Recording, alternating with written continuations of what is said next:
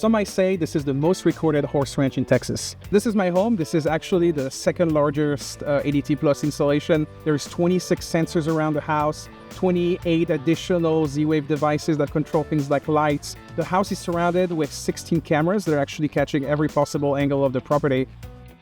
Insights from the range help me constantly improve the software. I share the feedback with my team, and we use it every day to make enhancement and make the app's performance even greater. My favorite use cases is controlling the lights, for example. Being able to monitor which lights are on, did you forget to close the garage? Being able to monitor essentially all these devices and all these homes gets very difficult if you have to manually walk around the house, check your lights and so on. When you're testing something in a limited environment at your desk, you're not going to let the system run. I love being able to leverage my ranch as an important piece of helping ADT Plus evolve. It proves that smart security works anywhere, even where the Wi-Fi ends and the trail begins.